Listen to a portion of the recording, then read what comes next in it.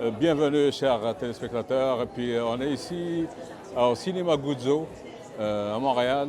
Et donc, j'ai le plaisir d'interviewer aujourd'hui un réalisateur qui vient participer avec son film ici à la 40e édition du Festival international de cinéma Vue d'Afrique.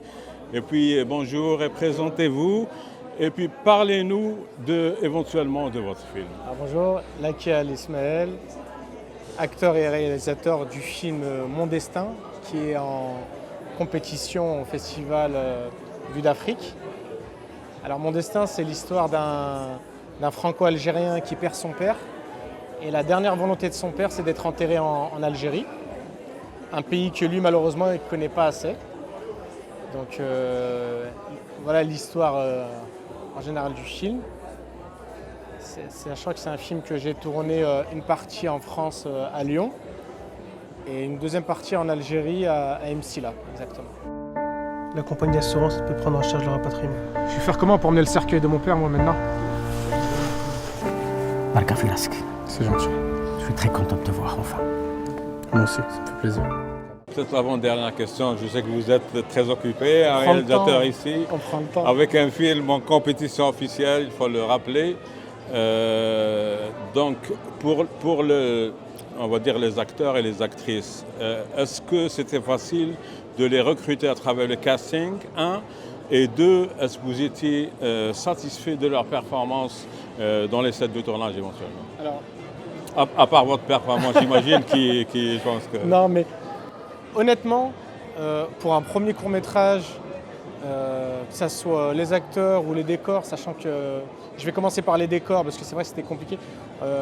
On a tourné en Algérie dans un aéroport, dans un cimetière et en pleine rue. On a tourné dans la wilaya d'Msila, qui est une ville qui n'est pas forcément cinéma. Donc nous on était très contents parce que dès qu'on posait le matériel, on avait tous les enfants de la ville, il y avait du monde autour, c'était magnifique et toujours bon enfant. Et c'est pour ça que sur les côtés décors, j'étais très content et c'était pas évident parce que les gens se posaient des questions, de voir des caméras se poser dans un cimetière et de creuser un faux trou, donc c'est important. Et pour les acteurs, c'est juste magique en fait. J'ai eu la chance d'avoir des acteurs connus en France et en Algérie, notamment pour la partie algérienne, Fethi Nouri, comédien algérien qui est devenu un vrai ami. Et pareil on a créé des liens forts avec lui et je suis très content de l'avoir dans mon film. Barka Filask, C'est gentil. je suis très content de te voir enfin. Moi aussi, ça me fait plaisir.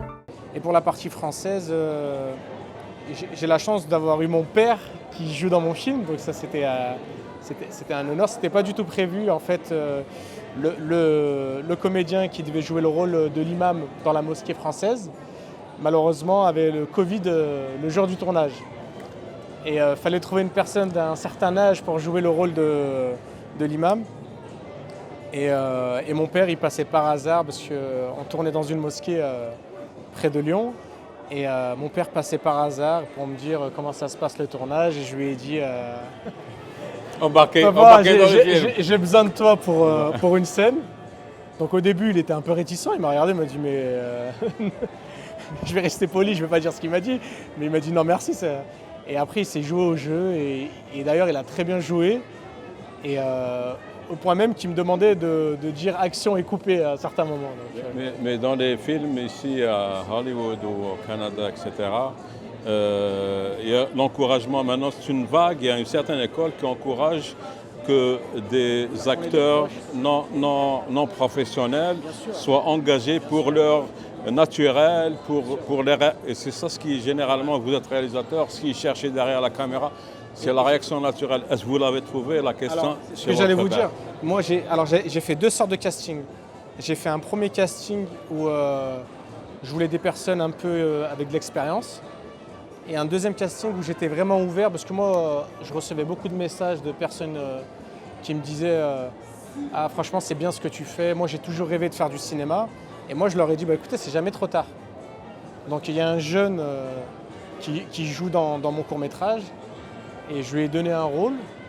Et il joue tellement bien et j'étais tellement content Et j'avais d'un côté des personnes expérimentées, notamment Baya Belal, qui a fait des grosses productions françaises, Abdelkader Ogui, pareil, qui a joué dans des grosses productions françaises, et beaucoup d'acteurs, on va dire, semi-professionnels, qu'on ne voit pas souvent à l'écran, mais qui ont du potentiel dans la région lyonnaise, qui étaient près de moi pour jouer avec moi dans mon film. Parfait. Parfait. L'autre, on va dire la dernière question éventuellement, c'est que ici à Hollywood, des grands réalisateurs, Martin Scorsese, je peux citer beaucoup primés, etc. Et lorsque tu les vois dans des interviews et tout, ils disent qu'à chaque film, ils grandissent et ils apprennent plus. Parce que chaque film, c'est une nouvelle expérience, c'est beaucoup de contacts humains, c'est un défi, il y a des deadlines, des dates à atteindre et tout. Si je vous posais la question en tant que réalisateur de votre film, qu'est-ce que vous avez retenu qui vous a fait grandir après la réalisation de votre film éventuellement? Alors, la première chose que j'ai appris en tant que réalisateur, c'est qu'un film, ça ne se fait pas tout seul. Et tous les métiers que malheureusement on ne voit pas face à l'écran parce qu'ils sont derrière la caméra, sont tous importants. Moi aujourd'hui, j'estime que par exemple le son, c'est beaucoup plus important que l'image. On peut exprimer plus d'émotions via un son que via une image. Donc c'est pour ça aussi que j'ai fait le choix dans mon court-métrage de rémunérer seulement les techniciens, car c'est ceux que malheureusement on parle très peu d'eux et c'est vraiment dommage, et qui sont tellement importants dans la réalisation d'un film. C'est pour ça que j'ai fait le choix de financer tous ceux qui étaient derrière la caméra, de la maquilleuse au script en passant par l'ingé son. صليت على سيدنا إبراهيم وعلى آل إبراهيم اللهم يا رب العالمين تقبل هذا المرحوم برحمتك اللهم صل وسلم على سيدنا محمد وعلى آل محمد وبارك على سيدنا محمد وعلى آل محمد كما باركت على سيدنا إبراهيم وعلى آل إبراهيم إنك حميد مجيد. J'imagine il y a des scènes un peu, on qualifie ici un peu une scène lourde où il y a de l'émotion et on sait qu'un réalisateur, sa job dans un set de tournage, c'est raconter une histoire et diriger les acteurs et les actrices. Alors ma question, lors d'une scène émotive, on va dire, où une femme a pleuré ou un homme a pleuré, on le sait, c'est pas en claquant du doigt comme ça, puis action, puis vas-y, que l'acteur ou l'actrice va pleurer. C'était quoi votre travail préparatoire avant que l'acteur ou l'actrice éventuelle, vous les mettez dans le vibe émotif et que ça a donné donc des résultats, il y a eu de l'émotion éventuellement? Dans mon film, il y a une scène qu'on tourne dans un cimetière à Msila. Et en fait, la veille de cette journée de tournage, j'ai dit à mon premier assistant, je la fais pas cette scène. Et lui m'a regardé comme ça, il m'a dit attends, mais c'est la scène finale où j'enterre mon père en fait, dans le film. Et en fait, ce qu'il faut savoir, c'est qu'on a tourné à Msila. Et dans ce cimetière-là, en fait, 20 mètres derrière nous, j'ai mon frère qui est enterré. J'ai un grand frère qui est décédé et qui est enterré là-bas. Et en fait, pendant le tournage en Algérie, ma mère, elle m'a accompagné en Algérie pour tourner le film. Et au moment qu'on prépare cette scène, en fait, on commence à creuser le trou, à se mettre en place. Je regarde au-dessus de mon épaule et je vois ma mère qui est en train de se recueillir sur la tombe de mon frère. Et vous étiez dans la scène? Et j'étais dans la scène aussi. Acteur, donc j'ai laissé mon premier assistant s'occuper de la réal sur cette scène. Parce que pour moi, en fait, dans cette scène, c'est moi naturellement. Je ne la joue pas, cette scène. Les émotions qu'on voit, c'est des émotions réelles qu'on voit à l'écran. Et pour moi, c'était l'une des scènes les plus dures à jouer. Parce que forcément, on s'imagine que ça va arriver un jour, enterrer nos parents, malheureusement. Mais c'est comme ça.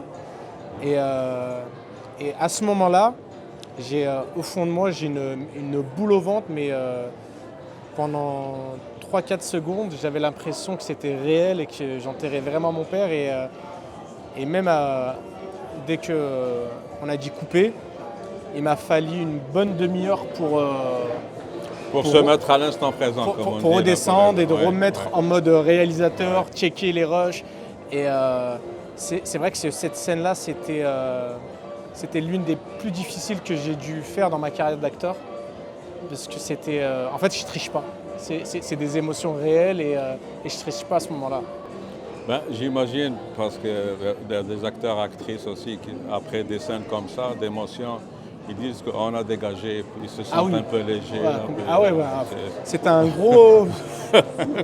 ah ouais, non, un mais grand franchement, poids qui se dégage. Ouais, alors franchement, j'appréhendais pendant un petit moment avant.